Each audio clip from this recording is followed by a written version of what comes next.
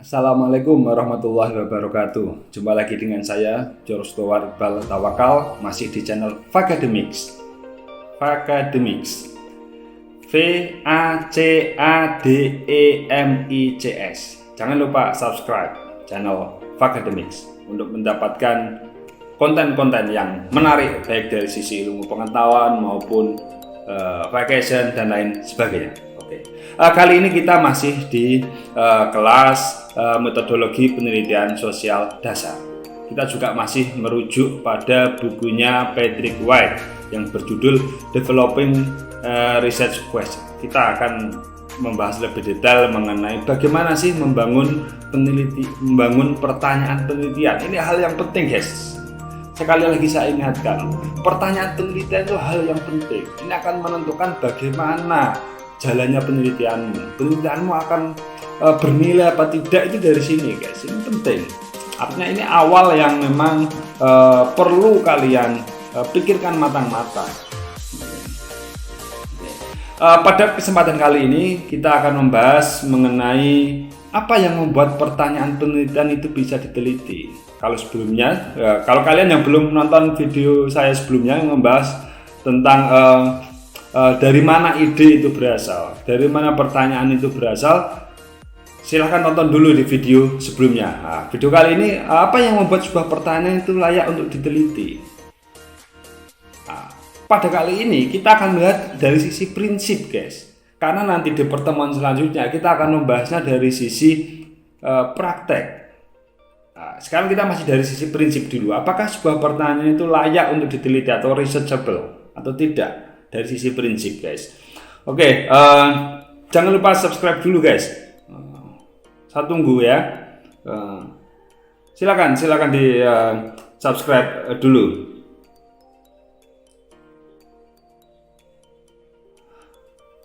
Oke, kalau sudah di subscribe, sudah ya. Oke. Ada pertanyaan seperti ini, guys. Kenapa hanya pertanyaan tertentu saja yang dapat diteliti secara empiris, sedangkan pertanyaan yang lain tidak dapat? Kenapa? Ini ada apa? Apa yang salah dengan pertanyaannya? Nah, ada beberapa hal, guys, yang perlu diperhatikan ketika kalian membuat pertanyaan penelitian ini agar tetap bisa diteliti, guys. Nah, ada beberapa hal yang perlu kita pertimbangkan. Oke, yang pertama kita perlu mempertimbangkan topik dan tujuan penelitian. Nah, ini perlu kita jadikan dasar untuk membuat pertanyaan yang memang researchable. Nah, bagaimana peran topik dalam membangun pertanyaan penelitian yang researchable? Tentu, guys, tidak perlu saya ulang, yang researchable. Nah, menentukan topik adalah titik awal yang berguna untuk sebuah studi. Ingat, ini seperti yang saya sampaikan di penelitian sebelumnya. Anda harus punya topik dulu ketika ingin melakukan penelitian. Cuman sayang, guys, topik ini masih terlalu jauh untuk ditarik menjadi sebuah pertanyaan penelitian. Masih terlalu abstrak. Semisal, saya punya topik tentang pemaklaran suara. Pertanyaan penelitiannya apa kira-kira? Ini kan masih jauh, guys. Masih perlu pemikiran yang lebih detail lagi untuk memunculkan sebuah pertanyaan. Artinya apa, guys? Topik ini sesuatu yang masih jauh untuk ditarik menjadi sebuah pertanyaan penelitian. Yang lebih dekat dari topik apa? Itu adalah tujuan penelitian, guys. Tujuan penelitian atau maksud dari penelitian itu akan lebih bermanfaat, akan lebih dekat, akan mendekatkan kita pada pertanyaan penelitian. Semakin spesifik tujuan Anda, maka pertanyaan penelitian Anda pun akan lebih bisa spesifik. Dan semakin spesifik pertanyaan penelitian, itu akan lebih mudah bagi Anda untuk merancang atau mendesain penelitiannya. Semakin kabur pertanyaannya, semakin tidak jelas pertanyaan penelitian Anda, itu akan mempersulit Anda dalam mendesain penelitian. Bisa jadi desain penelitiannya juga tidak akan jelas, akan kabur juga. Buram, guys. Bukan kabur lari, itu bukan, tapi kabur buram, guys. Buram, suram. Seperti apa? Suram masa depan. Masa depannya siapa? Enggak ada di sini yang masa depannya suram, ya. Mudah-mudahan insya Allah mahasiswa-mahasiswa saya, kalian semua akan menjadi orang yang sukses dunia akhirat. Sukses dalam hal apapun dan tidak merugikan orang lain. Oke.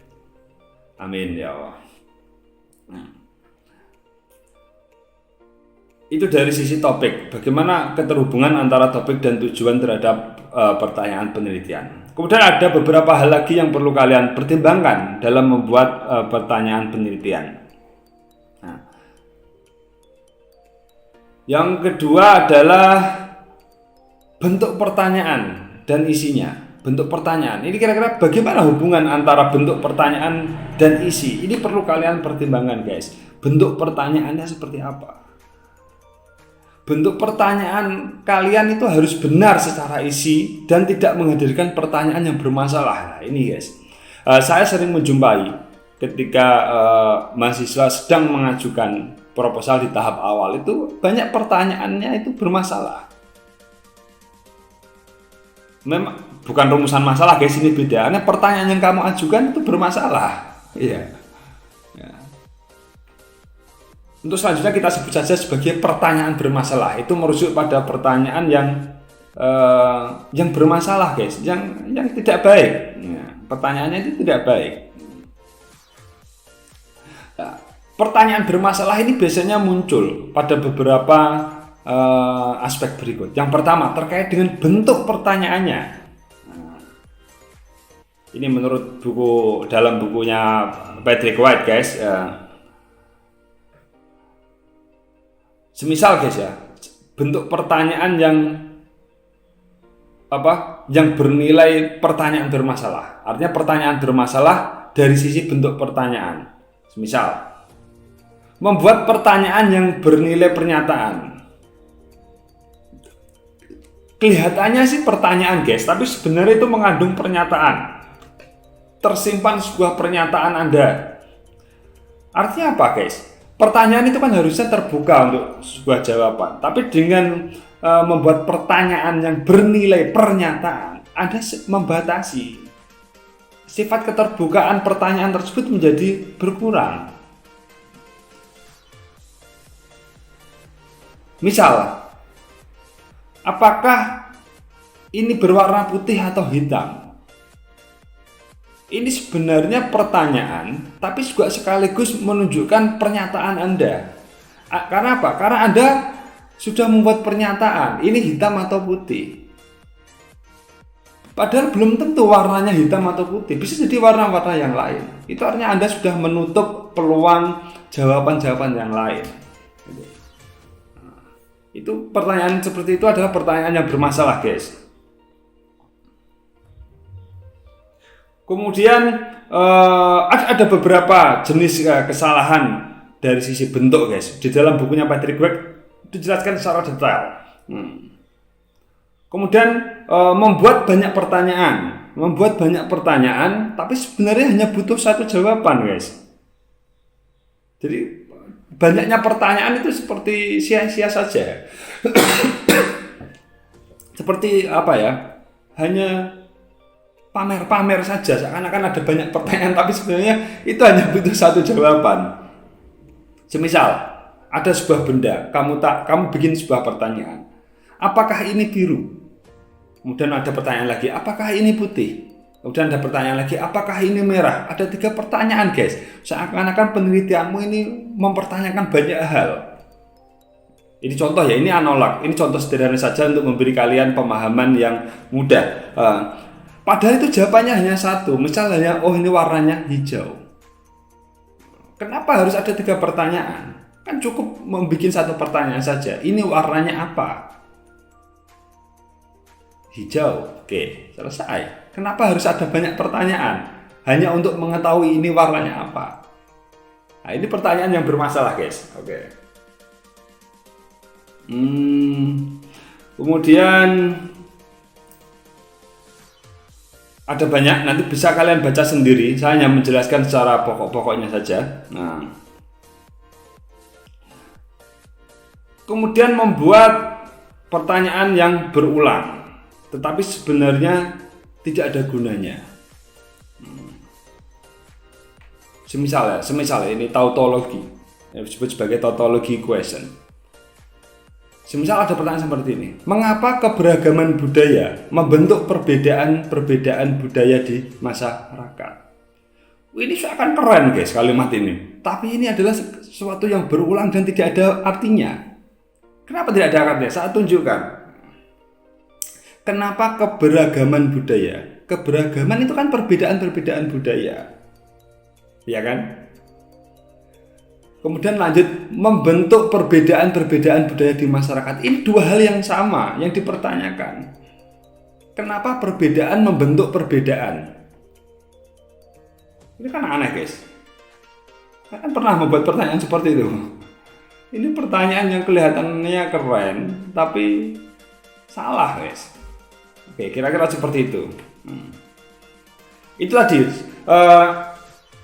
beberapa bentuk pertanyaan bermasalah dari sisi bentuk pertanyaannya. Kemudian yang kedua adalah pertanyaan bermasalah dari sisi subjeknya guys. Dari subjek pertanyaan ini bermasalah.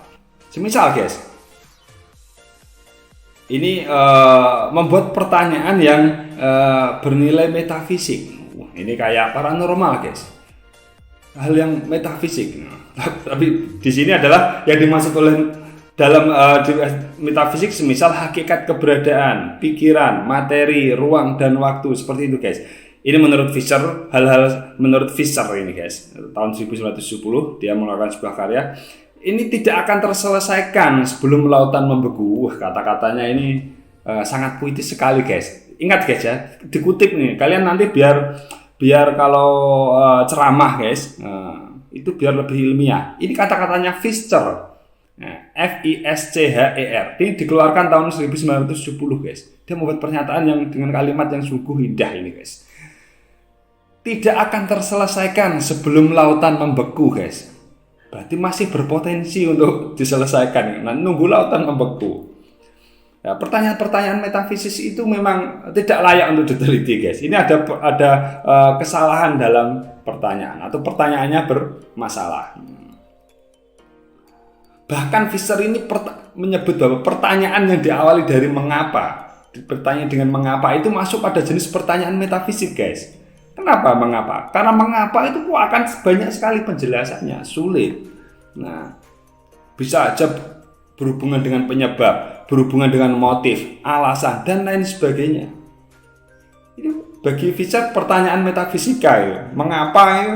Kalau kalian membuat pertanyaan penelitian yang diawali dengan mengapa, ini dianggap oleh Fisher sebagai pertanyaan metafisik dan bermasalah, guys. Ya itu pendapat dia, karena apa? Karena mengapa itu menggambarkan banyak hal, tidak spesifik dan sulit dipahami itu. Ya. Semisal, mengapa kamu berhenti di tengah jalan? Itu kan bisa jadi karena bensin habis, bisa jadi karena senang, bisa jadi karena dipaksa orang, bisa jadi karena iseng saja, bisa jadi karena kondisi alam. Banyak sekali ini dan sulit untuk mengklaim jawabannya karena akan terlalu banyak faktor yang terlibat di situ. Ini menurut Fisher, guys. Silakan kalau mau dibantah aja, nggak usah malu-malu. Toh Fisher juga manusia. Kemudian membuat pertanyaan yang bernilai normatif ini juga bermasalah secara subjek. Semisal, apa yang seharusnya? Ini baik atau tidak? Ini pertanyaan bermasalah, guys. Ini baik apa tidak? Ini adalah sebuah pertanyaan bermasalah. Artinya tidak dapat diteliti. Secara prinsip ini tidak bisa diteliti, guys. Ini baik apa tidak itu sangat relatif sekali. Ya.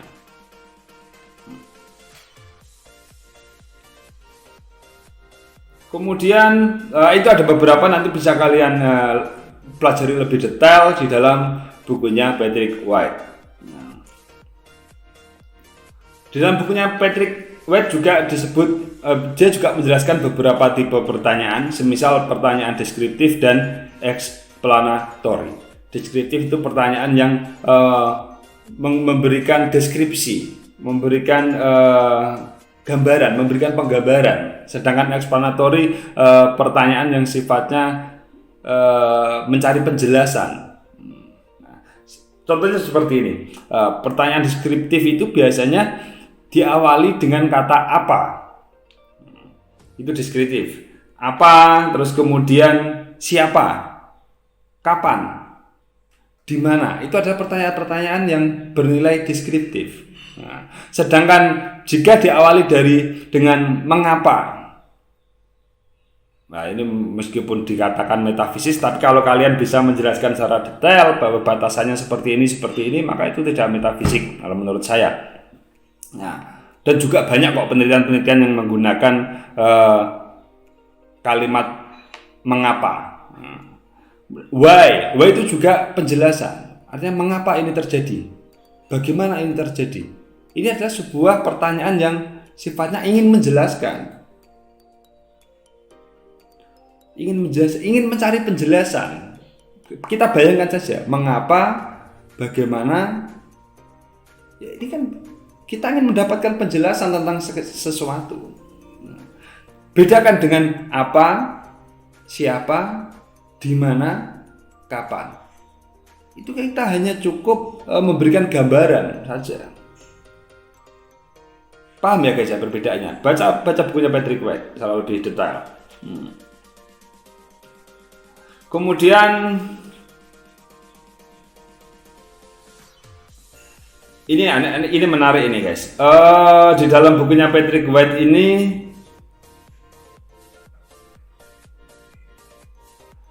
dijelaskan juga mengenai apa hubungan hipotesis dengan pertanyaan penelitian. Nah, ini kita masih dalam rangka membahas mengenai bagaimana membuat pertanyaan penelitian yang layak diteliti secara prinsip. Maka kita perlu membuat hipotesis kalau memang diperlukan. Di dalam buku ini juga disampaikan kalau memang tidak diperlukan, tidak perlu kita mengejarkan hipotesis. Ini hanya untuk meyakinkan kita saja bahwa ini sesuatu yang bisa diteliti. Kita perlu membuat hipotesis.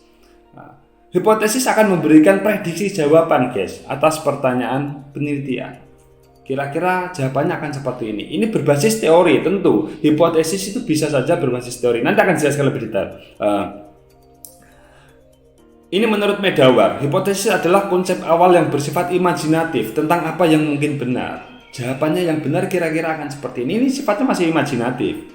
Lah yang benar seperti apa? Yang benar-benar benar. Benar-benar. Ya seperti itulah. Ya kita nanti sudah turun lapangan, sudah mendapatkan hasil penelitian. Nah, sumber hipotesis, nah ini penting guys. Ini penting kalian ketahui. Hipotesis itu tidak hanya bersumber dari teori guys, tapi juga bisa berdasarkan dari pengalaman sebelumnya, atau juga berdasarkan firasat intuitif. Ini dibenarkan guys. Meskipun banyak penelitian, banyak artikel itu tidak menyebutkan ini adalah hipotesis, tidak ada kata-kata hipotesis. Namun banyak yang mereka itu membuat prediksi jawaban. Tidak ada judulnya hipotesis guys. Jangan terpaku pada judul guys. Judul itu juga sering menipu. Judulnya itu semisal judulnya introduction tapi tidak ada bahasan introduction di sana. Judul itu sering menipu.